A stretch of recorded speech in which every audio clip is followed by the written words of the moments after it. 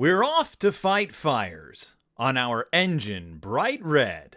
With sirens all blaring, it's full speed ahead.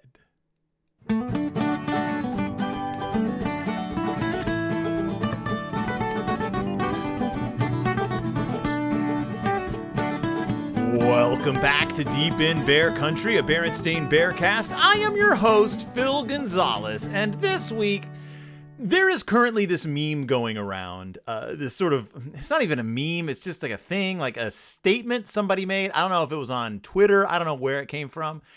This thing was stated that's now become a meme, and it's that men think about ancient Rome more than like anything else. Like all men are thinking about ancient Rome at some time during the day. I'm not really following it. I'm not as like constantly online and aware of whatever the hot meme of the day is going around, but I've seen plenty of my friends make reference to it. And in my mind, I was like, I don't think about ancient Rome that often. I don't have call to. I'm not a professor of any sort, and I am not an archaeologist. I'm not an anthropologist. I don't read the classics, and I don't know how to speak Greek or Latin or anything. So I don't think about ancient Rome unless I absolutely positively have to. And then I looked at this week's book, and I started researching it, and I was like, I have to think about ancient Rome. Because this week's book, ladies and gentlemen, this week's book is, it's gonna make us deal with ancient Rome. And why would we need to deal with ancient Rome? Is it a history book? No, it's not. But you know me, I love a deep dive. That's right. This week's book starts in ancient Rome because it is the Berenstain Bears visit the Firehouse. And where did firefighting begin? Well, historically speaking, we know that the first recorded civic firefighting whatevers were in ancient Rome. So we have to go back to, so I have to think about ancient Rome. Sorry, everyone. I'm sorry. Yes, it's the Berenstain Bears Visit the Firehouse by Mike Berenstain. This is from, my old eyes can't see. This is from 2016, which is, I think, where our last book was from. And I got into a bit of a conundrum. I wanted to videotape. I wanted to pull out my old Sony camcorder and videotape it up for you alls. No, I wanted to record this one so that I could get it on, so I could show it on the YouTube, the beautiful YouTube. But I own this book for physical. I own well, you can't see it, it's covered. But if you imagine I'm holding up a copy of this book, there it is. I'm holding up a copy of this book, The Berenstain Bears Visit the Firehouse. Now, it's easier to do this if I own a digital copy of the book. But I was like, I'm not buying a digital copy of this book when I've clearly already bought a physical copy of this book. I mean, it wouldn't be the first time I've done that. But I was like, I don't need multiple copies of the Berenstain Bears Visit the Firehouse in my possession. However, I wanted to do this, and I didn't want to have to jimmy up. This is a long way of saying I found myself. What I ended up having to do is, if you go to YouTube, there's like about 50 different YouTube channels that are just a woman reading a children's book. And there's pretty much every Berenstain Bears book has been covered. I found a YouTube channel where a person had actually scanned the book in. And so I took screenshots of that YouTube channel. That's what I'm using. But I wanted you to know that I actually own this book. I didn't like not pay for this book. I own these books. The only books I've ever had to like, never mind. There's a few that are so out of print and like really expensive that I kind of had to like, especially like some of the stuff that like Brad and Jeremy collect that I am not going to go buy my own copy of, but I want to talk about it. Then I'll find ways to see that, but I don't pretend to own it. And I always destroy the file when I'm done, which is what I'm going to do with this. Because I don't need a digital copy of this book. Not that it's a bad book. What does it have to do with ancient Rome? Let's find out. The Berenstain Bears Visit the Firehouse is about the Berenstain Bears visiting a firehouse. As Brad Mariska would say, spoiler alert, they do. It's also another wonderful Mike wants to draw a bunch of machines and animals book. In this case, the animals, there's one animal. But also, this is our first time really dealing with firefighters. Like in all the 8.5 years I've been doing this show, we've never really dealt with firefighters. If I had been doing a Clifford the Big Red Dog podcast, we would have dealt with firefighters a long time ago, because Clifford visits the firehouse a couple of times, I think. I believe he visits it like twice in the original Clifford series. He has a brother. One of his littermates is a fire dog. I guess it's important. He's not a Dalmatian. He's just a fire dog. He's a retriever of sorts, like Clifford is. Or a Labrador of sorts, like Clifford is supposed to be, because Clifford's not supposed to be red. But he has like he was born to a litter, and he was the runt.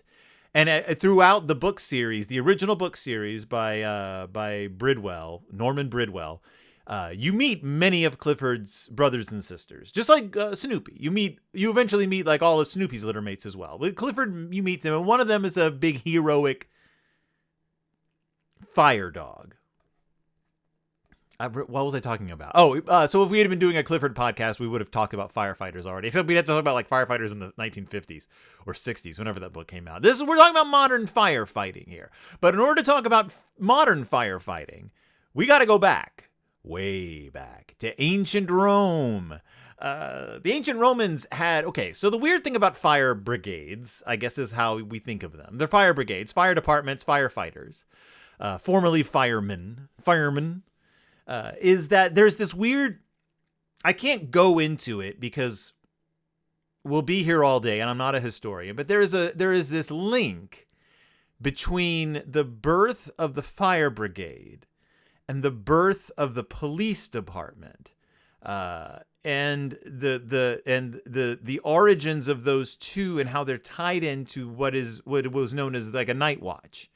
And night watches were not traditionally like tied into city government or anything. Many, like your neighborhood would have its own night watch.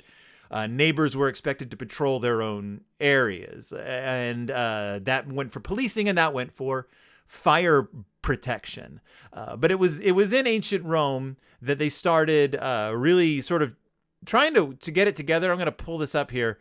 There was something called, I'm going to totally Tresviri Capitals, which was part of the Vigintisexviri colleges in ancient Rome. And the Tresviri Capitals or the Tresviri Nocturni were you would have like these three men and freed men who were in charge of the police department, like the policing and the firefighting. And what was interesting is that the people, like the actual populace, did not like this because they didn't think they did a very good job. And there was too much association with the corruption of a police department and the corruption of a fire department. But Pliny the Elder, good old Pliny the Elder, was an outspoken proponent of fire departments. He witnessed terrible fires like in his time, and ended up writing to, I'm looking for it. He ended up writing to Trajan, one of the emperors of the time, that he says, "While I was making a progress in a different part of the province, a most extensive fire broke out at Nicomedia, which not only consumed several private houses, but also two public buildings, the townhouse and the temple of Isis, though they stood on contrary sides of the street.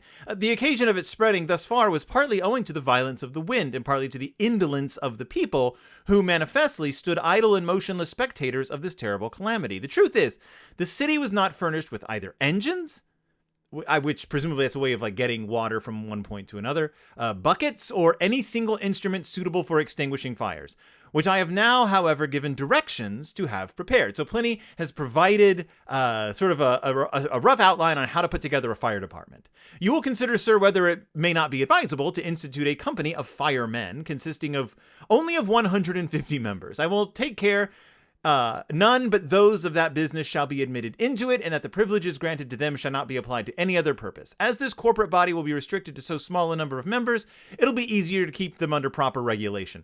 And I love that Pliny just sort of lays it all out. He lays out essentially what is a modern fire department, which is it's a specific small number of people trained to fight fires. They don't do anything else. Only the people who are trained are allowed to go to the fires and fight those fires.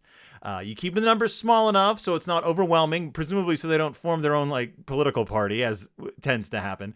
And the city will keep under control. And the emperor says, you are of the opinion it would be proper to establish a company of firemen in Nicomedia, agreeably to what has been practiced in several other cities.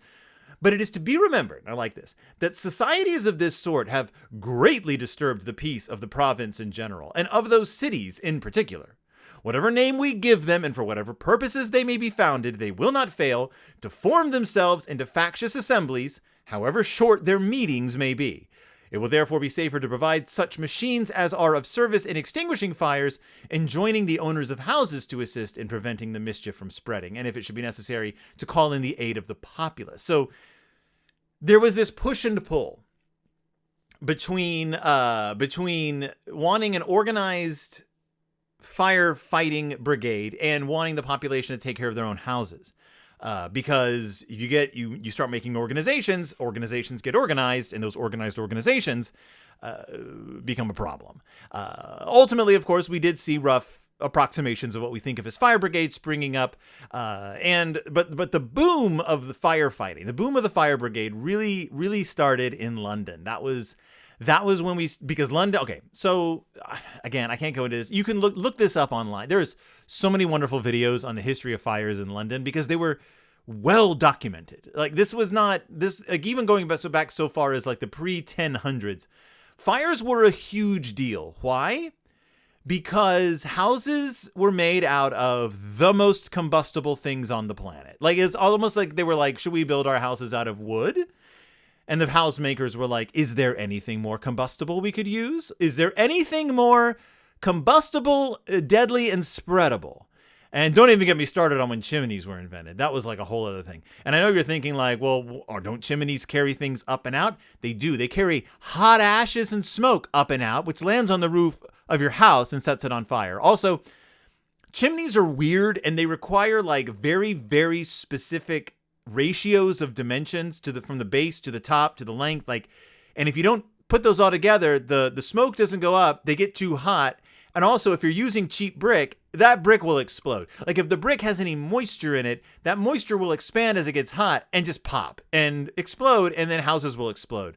And so if you look at the history of the fires of London, that's a lot of what it was. It was exploding houses that quickly spread. Remember, these houses were at times like leaning over the streets towards each other. So they weren't even as far apart as a street is wide. And some of those streets, pretty darn narrow. I don't know if you've ever been to England.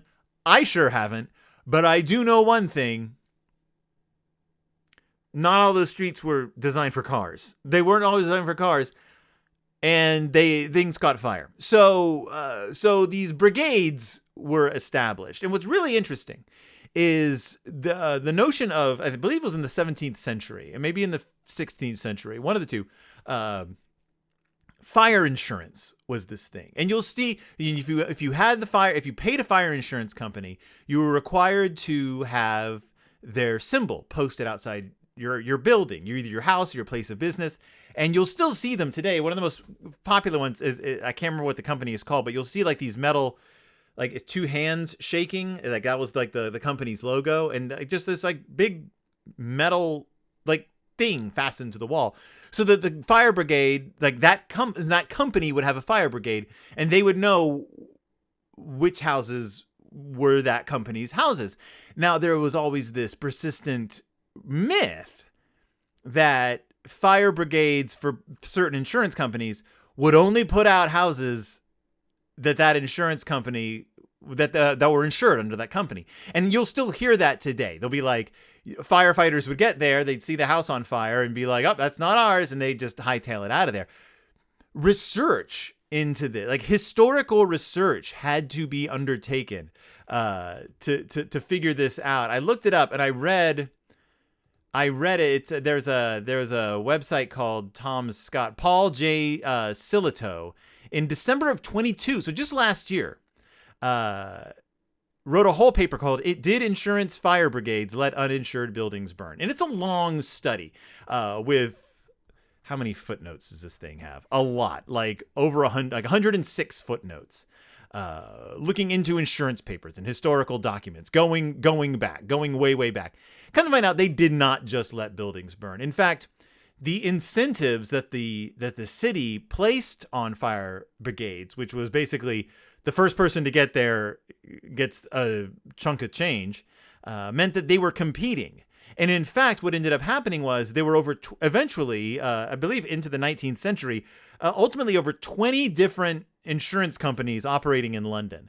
And these fire brigades would rush through the streets at breakneck speed to get to houses. They'd get there. Of course, there'd be other fire companies there already. And these firefighters, who were usually like river workers, they were the hardiest of the hardy. They were the men who could lift heavy loads, who were used to backbreaking work, who weren't afraid to jump into a fire and get up close to a house. They were also pretty rough customers. And so you would have fisticuffs essentially in the middle of the street.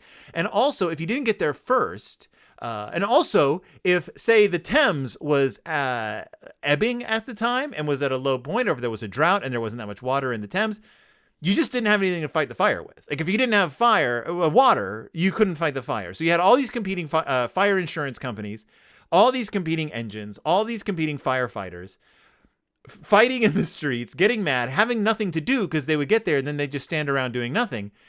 That fed into the myth that these firefighters weren't actually fighting fires because many of them ended up not needing to. That's the way it worked. There was just so many firefighters. I went into that a lot, but it's somewhat pertinent to what we're discussing. There's a long history of firefightery in the world because it's unlike police. Firefighters are there to save the city. Like historically, firefighters are there to make sure that the next morning your city still exists, as opposed to policemen who are there not to do that. Like just not to do that. Like that's not their. We're not going to get into it. But firefighters are there. Officer Marguerite has a lot to answer for. Firefighters are specifically there to make sure the city doesn't burn. And you can say, well, they're both just protecting property. Right. But when a pawn shop gets broken into at 2 a.m. and all of their watches get stolen, I feel bad a little bit for the maybe I don't feel bad for the pawn shop owner. I don't know. I'm not going to get into pawn shop owners. But that's it. Like it's a monetary loss. If your windows get smashed, it's annoying and it's scary, but it's a monetary loss. But if a fire destroys a building, it's just going to keep destroying buildings and building after building after building until someone puts that fire out. And so traditionally, we'll get into this when we get into this story because there's not much of a story here, but we do learn some interesting things about the old Bear family in the Berenstain Bears Visit the Firehouse. What is this story about? Well, what is this story about?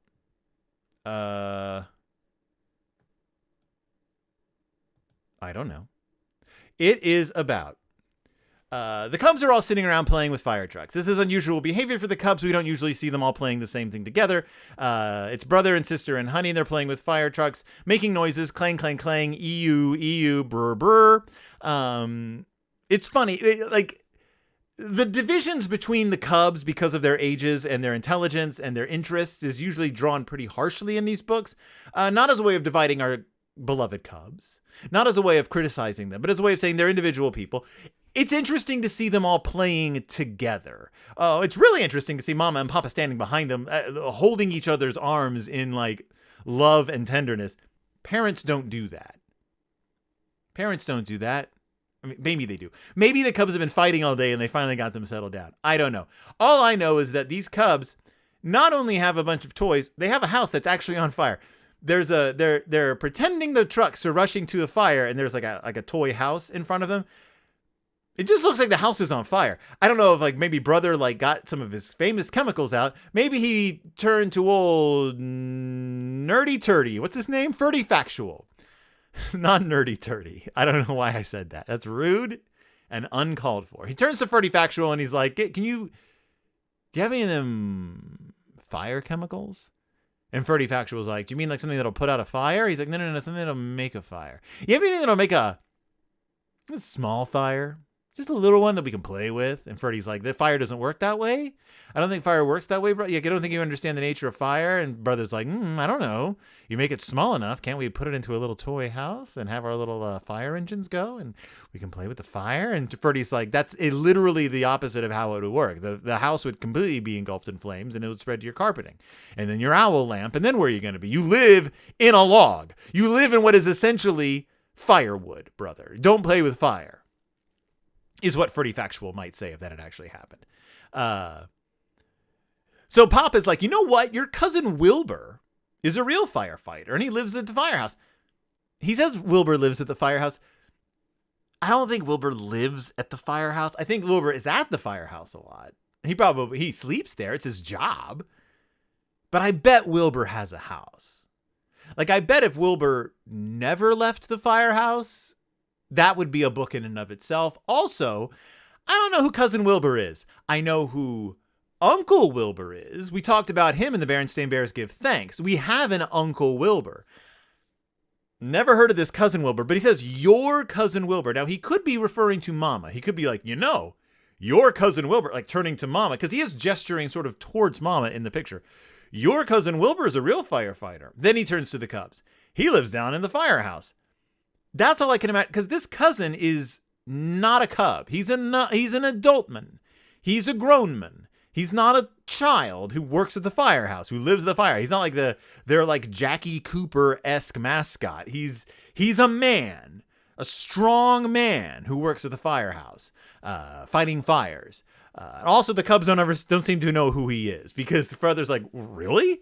Can we visit him? Like, they've never heard of their cousin Wilbur before, leading me to believe it may be not even a real cousin. Maybe they're just like, Wilbur owes us a favor.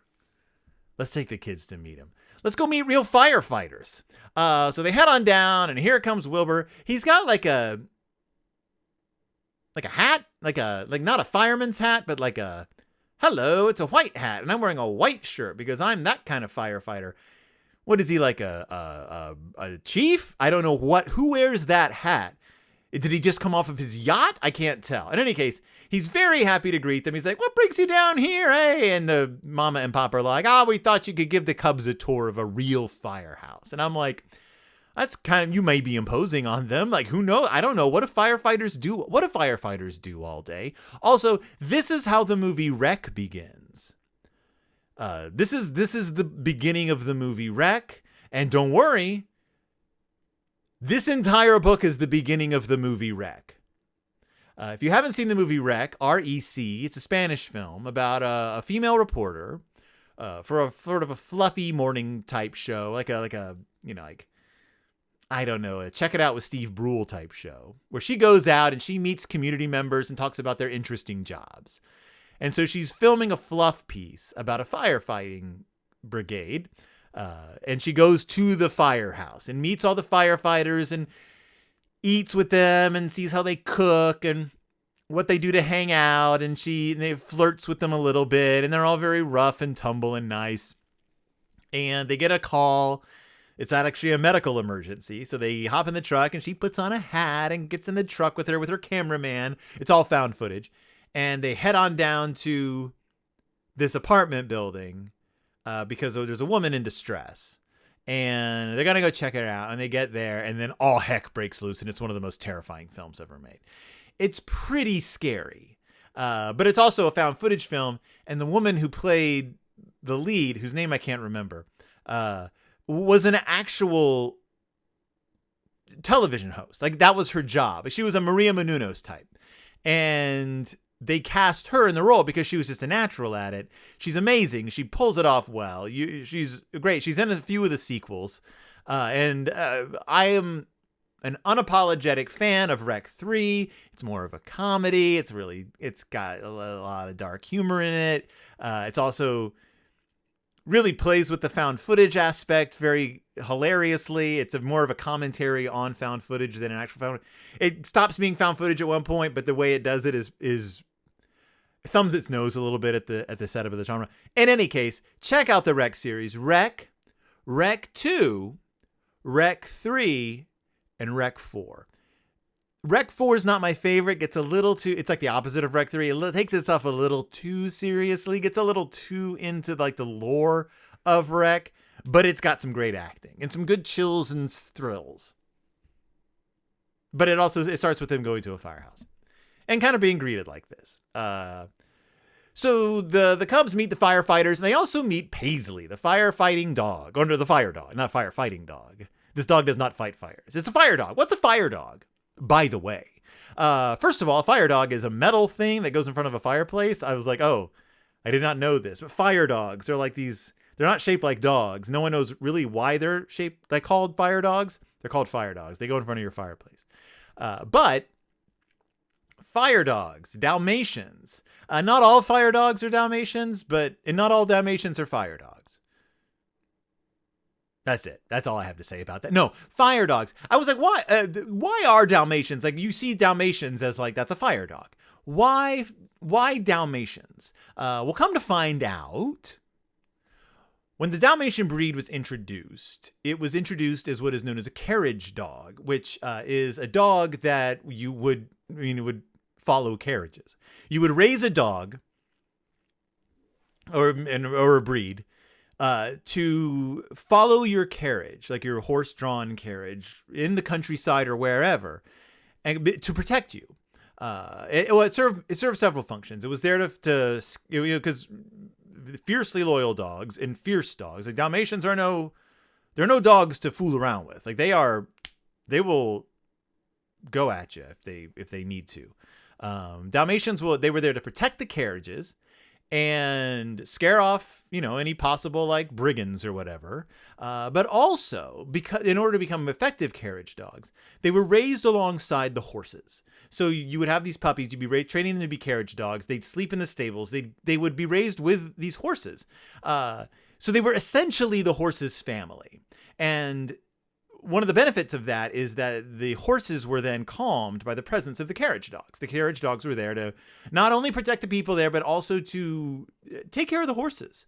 And when fire brigades started proliferating, they started taking Dalmatians with them because Dalmatians were carriage dogs and horses pulled the fire engines, and you needed a dog there to keep the horses calm. That's one of the things that they would guard the horses, they would protect the horses during the fire, and they had a calming effect because, as you can imagine, it's probably pretty chaotic around a fire in London in the 1800s. Fire dogs don't do that anymore because horses don't pull fire engines anymore. So they just kind of became a mascot, and they are fiercely loyal dogs, and you still see them around fire departments, and they're the symbol of like firefighting. So that's why Dalmatians are fire dogs. Not all Dalmatians are fire dogs. Not all fire dogs are Dalmatians.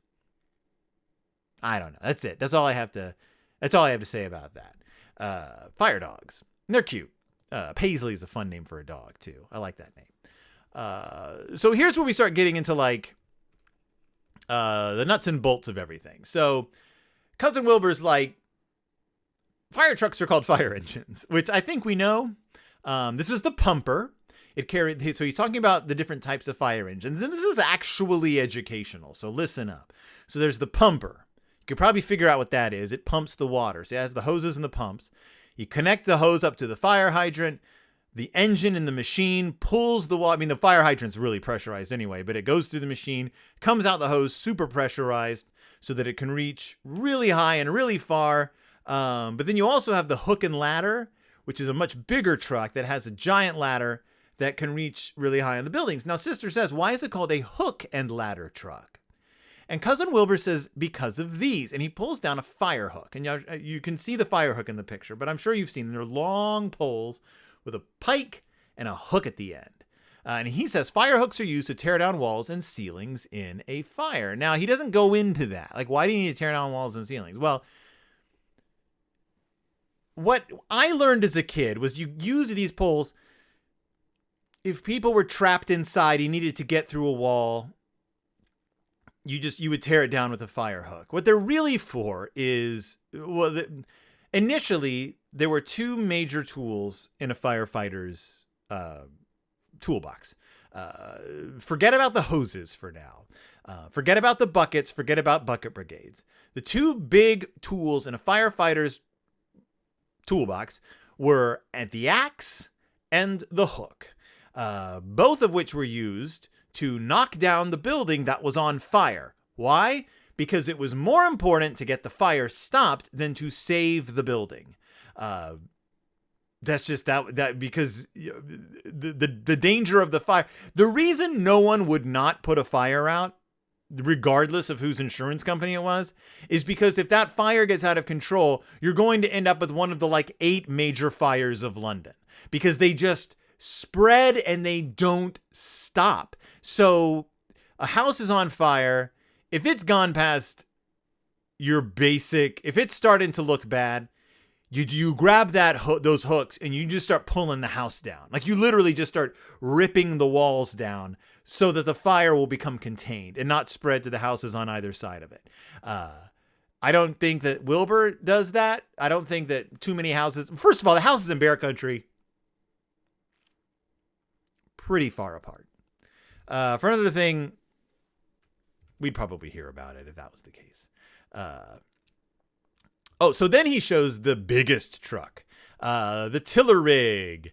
It has 2 sections joined together so it can make sharp turns. Okay. Atari or Namco? Was it Atari or Namco? I'm not even going to look it up. Don't worry, Alana. I'm not looking this up. Was it Atari or Namco had a video game, an arcade game, that was a firefighting game. And you had to steer the fire engine to the fire. But it was a 2-player game. You had to have 2 players to play this game properly, because the way it was two steering wheels, a front steering wheel and a back steering wheel. And like in a tiller rig, one person drove the front, one person drove the back, and it was super hard to coordinate. How many tokens did I pump into this machine at Chuck E. Cheese's before I figured out that it needed 2 people to play? Listeners, too many tokens at Chuck E. Cheese's. But yeah, so the driver who steers the rear section is called the tillerman. And that's Cousin Wilbur's job. Tea for this tillerman. Let's spill the tea. I guess that's what the hat's for? I don't know. Then the book gets weird, because Brother's like, can we help you steer? Why not? Said Cousin Wilbur. After our tour, we'll go for a ride. To which I say, I never got good at the Chuck E. Cheese arcade version of this reality, Cousin Wilbur. I wouldn't let children steer the tiller. Don't let them at the tiller. Isn't that what it's called on a boat too? You do the tiller? Is that the tiller? Something? I don't care. Who cares? Oh. There's something a little Richard Scarry about this page. Not like, ooh, scary, but like Richard Scarry, the children's book artist and writer. He shows off the guy. When I was a kid, this is my favorite kind of book. A book that had like a page with like a bunch of stuff on it, and the stuff had words next to it, like labeling it. I guarantee you I would have stared at this one page for like 15 minutes straight. Just, I don't know why. Like, because there's something about labeling little things. Like, I was also really big. I think it triggers the same like pleasure centers of my brain that like doll houses do, but doll houses with like little props. And the more like hyper specific the little props are, the more my little neurons fire and the happier I am. It's also a reason I love Playmobil so much, because Playmobil understands the necessity of little tiny props that conform to the theme of your playset. And some of you are probably thinking, well, Lego does that too. Lego has never caused the pleasure centers of my brain to go off. Like, I enjoy Lego. There's a challenge, like putting it together is a challenge, but the pieces themselves do nothing for me. The final products are cool. Pieces themselves, but Playmobil pieces, like a little newspaper. I have a little outhouse that's just, I love it. I'll open and close the door. I'm like, it's so little. And I think that's what these kind of pages did for me, is they let me see little versions of things carefully laid out. So we have a fire axe. We already explained that. Sledgehammer, bust down walls. Bolt cutter, gotta cut some bolts. Crowbar, gotta crow them bars. You have rope, you have a fire extinguisher. Seems weird to have a fire extinguisher. Like, that'd be like, I'm going out to mow that hay, and you're on your big, like, farm equipment, but you also bring, like, a pair of, like, shears with you, just in case. A wedge to hold open a door, I guess. A chainsaw. And a jack. I don't know what the jack does. A jack. I think it does that. Jack, like a hydraulic jack to, like, break up stuff. You also have an air cylinder and a mask. That's for smoke. We all know the most dangerous part of a fire is the fumes, be it from smoke, be it from chemicals. Houses burn, and houses are made out of all kinds of crazy stuff. And it's not just wood and paint, my friends. It is. There's insulation, there's foam, there's joists and hoists, gloists and moists, and they burn, and they're all made out of gross things. And when that stuff burns, it gets into your lungs, and then 20 years later, you're on a respirator, and your insurance certainly doesn't cover it. So, Taran Tara, thank God for the American healthcare system.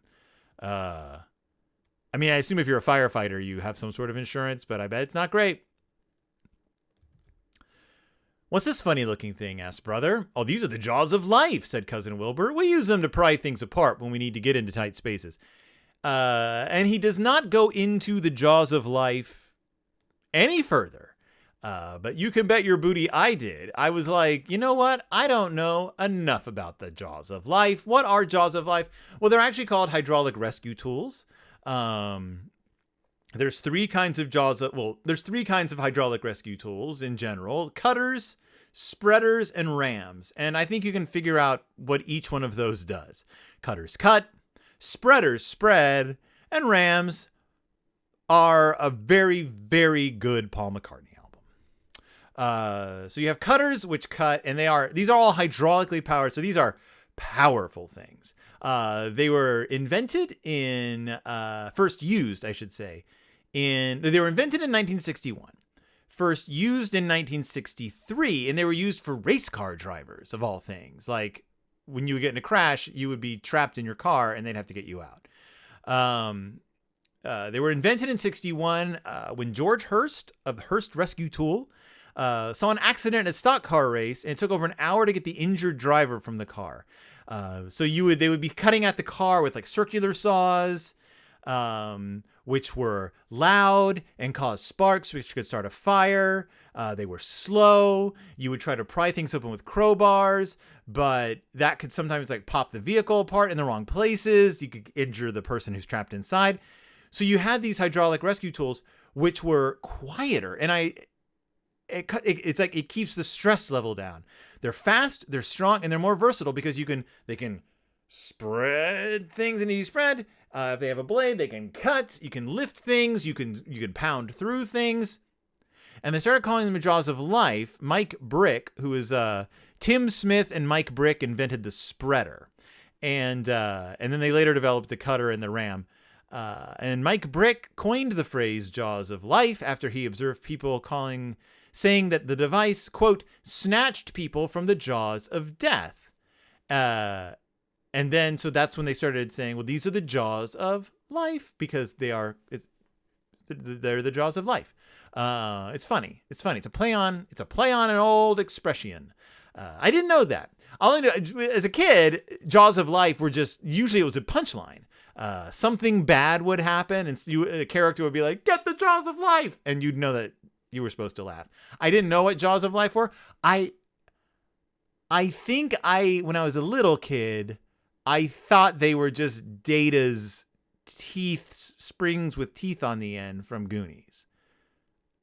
What does he call those? Does he call those jaws of life? He doesn't call those jaws of life, does he? I don't remember. In any case, that's what that was to me. And so in my head, I was like, how does that help anyone?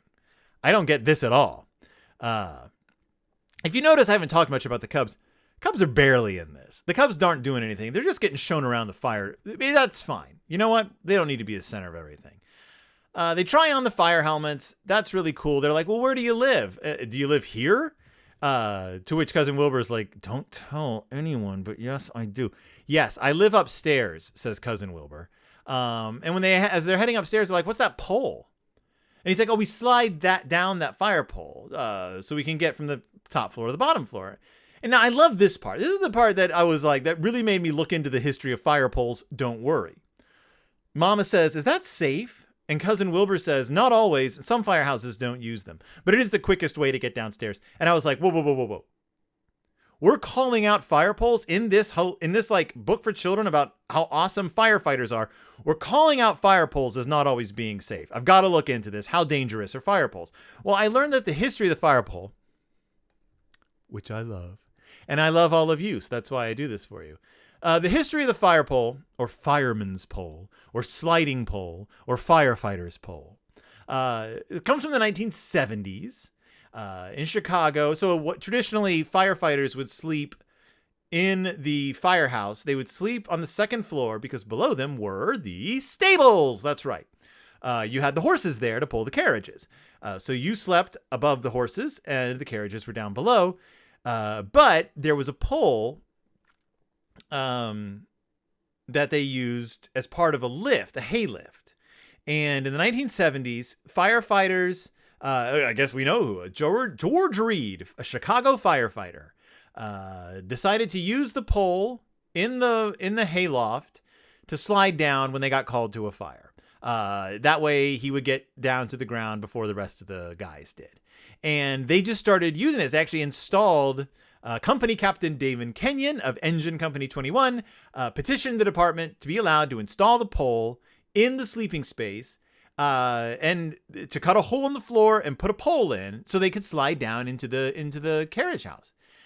And eventually, all over Chicago, they started doing this. They actually got made fun of for a while for doing it because they have this goofy pole in their fireplace. But their engines always got there first. So eventually, it kind of became the standard, like a worldwide. Whoa, I just bumped my table. It became a worldwide standard because before then, you would use. They had installed. This was funny. They had installed spiral staircases, and I was like, is that faster? It's not faster. You couldn't use regular stairs because the horses would try to climb up into the sleeping areas, which I found very funny. So you would have to have spiral staircases. They had sliding chutes, which sounds awesome, but I get why they didn't like that. Now, that continued for forever. However, they're not the safest things in the world. If you lose your grip, you could fall. And you can fall, depending on the size of your firehouse, you can fall several floors. You can break your legs. You can get burned from the pole, and you can fall through the hole if there's not appropriate guards around it. But the big one that I had never thought of was if you're sleeping above the engines, and those engines idle, you're getting exhaust fumes up in the sleeping area. So exhaust fumes in the sleeping quarters were actually a big problem. In the 1970s, they just started being like, wait, we don't have horses anymore. We're building new fire stations. You guys can just sleep on the first floor. So that's when firefighters started sleeping on the first floor. And I did not know this, but I believe it was in 2010. In 2010, I think they just started being phased out. 2010, 2011. Yeah. And yes, the National Fire Protection Association called for the removal of all poles from U.S. fire stations due to safety hazards. And I did not know that. Now, some places have kept them just for like old time's sake. And a few places around the world still have them, but you just don't really have fire poles much anymore. And so I appreciate that Wilbur was like, yeah, say goodbye to the fire pole, kids. This might be the last time you ever see it. Taking our fun away. We get a cute little cross section of the firehouse. It's not much. We see the bedroom, the kitchen, storage room, common area. Everything we need is right here, says Cousin Wilbur. Like, it's not the most exciting cross section. Let me just take a look at my physical copy just to make sure I'm not missing on any detail here. Nope. It's a weird cross section. It's just like, I'll show it. It's the middle of everything. It's zoomed in too much, Mike. This should have been pulled out a lot more. I want to see a real I want to see a Richard Scarry-esque cross section of the Beartown Fire Department. Otherwise, what are we doing here? But then bring the alarm bell rings. The Bear family runs down the stairs while the firefighters go down the pole, except for Mama, who gets so excited she slides down the pole. Mama gets a little carried away. And they are like, well, you guys have fun fighting your fire. To which Cousin Wilbur says, want to come along, cousins? Which I guess means, who are the cousins? He calls them all cousins. Yeah. He says, want to come along, cousins? And they all come along. So I don't know. They're all his cousins. We're all cousins here on this planet Earth. Also, how do the other firefighters feel about this? We don't know. We don't really talk to any of the other firefighters, but are they like, great, bring a family of 5, including a 4-year-old, to wherever we're going? I mean, where are we going? Doesn't say. It's just, Cousin Wilbur says there's a fire. So away we go. And they hop on board the tiller rig. The sirens wail and they roar away. I mean, Honey Bear can barely see out from under the giant hat on her head, but here they go.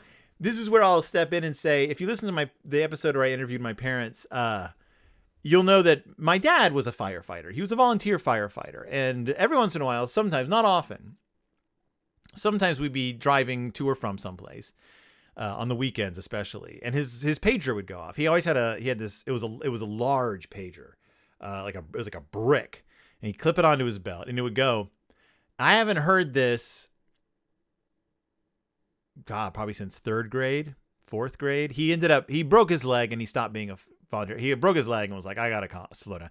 Because he was volunteer firefighter. He was volunteer EMS. He was my sister's soccer coach. I think he did stuff with like her swim team as well. And he had a full-time job. So he was a busy man. He slowed down. He was like, okay, I got it. He broke his leg coaching soccer, by the way, which is a thing you can do. Apparently, he went to kick the ball to show something. And as he describes it, he went one way. His leg went the other way. And it just broke. Like, it's literally how he broke his leg. He just broke it by himself. Like the air broke it. Like he did the wrong thing with his leg and it broke. I still don't understand. I remember visiting him in the hospital and being like, this is weird. Like I didn't know you went to the hospital when you broke your leg, because cartoons always made it look like you broke your leg and then you just got a cast and you went home. And he was in the hospital for a while. They had to get like bolts and screws put in. Like it was a bad break. In any case, he stopped being a volunteer firefighter, but every once in a while that pager, and it would go beep, beep, beep, beep, beep, beep, beep, beep, beep, beep, beep, beep, beep, and we would imitate it when it would go off. But that's one of those like the sounds that's just like burned into my brain, is that fire pager going off. Because he also had a pager for the EMS, which he didn't get called out to that often because he had specific nights that he was in the stations, but he was always running out to go to a fire. But every once in a while we'd be out, the pager would go off, and he would have to pull I'm gonna go check this out. He wasn't usually needed, just because he'd get there, and I mean the actual like firefighters who were in the firehouse would be there already. But he also, because he knew medical stuff, and I mean they're all medically trained, but like he could help. And I remember like sitting in the car once outside this just engulfed in flames house. Like we were a few houses back, but I just remember this burning house, like smoke pouring out of it as my dad like went over and like talked with the firefighters. It was pretty exciting. So I get it. Like it's not the most dangerous thing in the world they're doing, but they are on the fire truck. It's weird. I'm just saying it's weird. It's weird. It's not a house that's on fire, though. It is restaurant. The Bears' favorite place, restaurant. They get to restaurant, which is built into a giant tree, or it's built in the style of a giant tree. I went to, I know I've talked about this before. I went to college in Santa Fe, New Mexico, and there's like city ordinances that like all buildings within a certain area of the city limits have to be built in the Santa Fe style, so that they have to be built to look like they're made out of Adobe. But like not just like painted like Adobe, they had to look like they are made out of Adobe. So like when they built a Target, the Target building had to look like an Adobe building with like posts sticking out of it and stuff, because it has to all look like that. That's part of the aesthetic of Santa Fe. So I'm wondering if Beartown has this like ordinance as well. Like I know you can't build a tree into a restaurant, especially like what looks to be a huge Olive Garden-esque family dining restaurant. But you do have to build it to look like a giant tree, because there's an entryway that looks like it leads into the kitchen of the restaurant. That's huge. It's like big enough for a car to drive in. So I don't understand. I've never understood bear country architecture. I still fail to understand bear country architecture. Just don't get it. However, it's a restaurant. They're rescuing a dog from restaurant, which is weird. Is this like an apartment complex? It just says a smoky fire in a restaurant kitchen. Oh, they climb ladders to get folks down from the second floor. They rescued pets from upstairs too. So I guess it's like apartments over a major restaurant, which isn't like weird. But I'd never seen that in Beartown before. Like, we don't ever see apartments in Beartown. This is new. This is different. I like this. I like thinking that, like, brother and sister, I didn't have friends who lived in apartments growing up. I'm from the suburbs. We actually had apartments, still do. There's several large apartment complexes at the mouth of my old subdivision. But I didn't know anyone who lived there. I'm sure I did know kids who lived there, but like I didn't ever go there. Apartments were this unknown entity. We didn't have any close relatives whose apartments we went to. I mean, I know that we had relatives who lived in apartments, but we were in the burbs. It just wasn't a thing people had. It wasn't anything people we knew had. And we lived in a pretty low income neighborhood growing up. So, I mean, I guess maybe it was just as cheap to live in a house in our neighborhood as it was to live in one of the apartments. I don't know.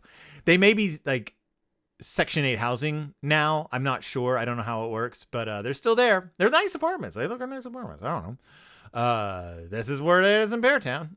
So how does this all come to a conclusion? Does it come to oh yeah, because I was like, why is there a dog why are all these dogs in this restaurant?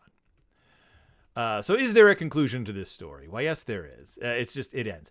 The only injury on the scene was a restaurant's chef burned his finger, which I assume happened before the fire, because again, like, did he stick his finger in the fire? Like, as soon as the fire started, I don't understand. So they put a bandage on it. So it wasn't even a bad burn. Paisley helped by licking the chef's face. Now, this doesn't seem like the last page of a book. No one was badly hurt. Chef has a burned finger. The dog licks his face, but it's not the last page. I was wrong. I was totally wrong. Why did I think this was the last page of the book? I don't know. I must have some kind of memory issue. Guess what? I do. It's called extreme ADHD. Here we go. Also, the chef was still holding a wooden spoon. I guess just so you'd know he's a chef. Like, was that your lucky wooden spoon? You're never supposed to go back for something in a fire. So the fire is out.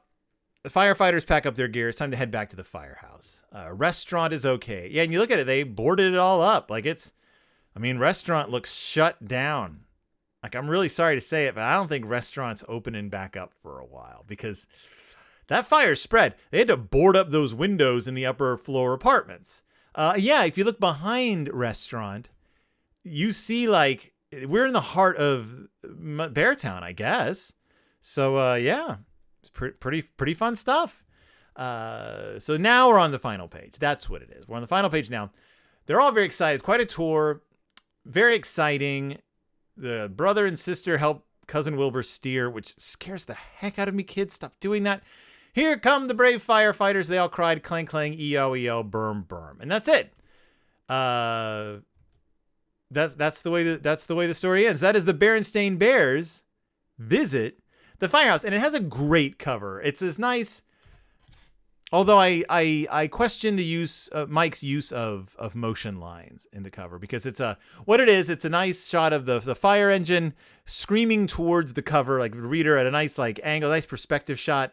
But the tires you see like motion lines coming on the sides of the thing, but you also see like what I think of as vibration lines around the tire. So it looks like the fire engine is just idling, like it's shaking. Everyone's like, okay, let's get on to the fire, everyone. But no, it's a really good cover. I like the cover of this one a lot. Mike was doing some fun things with the titles this time. I'm not always happy with the layouts of the covers in this era.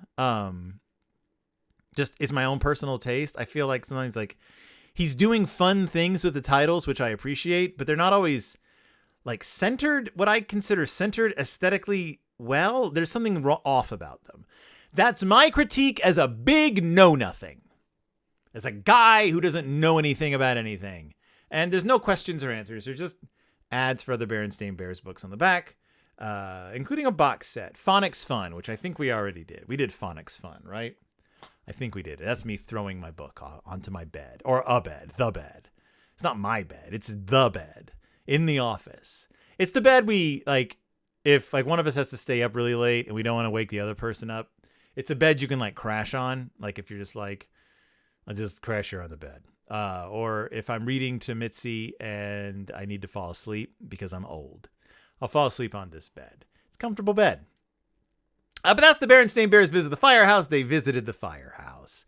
Hope you got a little bit of history in too. It was a lot of fun. There was one thing, I think it was, I can't remember if it was in ancient Rome or if it was in London. And one of the two, there was a thing where like whoever was in charge of the city had this thing where, must have been in Rome. If your house was on fire, the fire brigade would get there. And the way it worked was, because the fire brigade wasn't run by the city. It was run by like a rich guy. The fire brigade would get there. In order for him to for the brigade to be allowed to put out your house fire, you had to let the rich man buy your house. So you would have to sell him your house. They would put out your fire.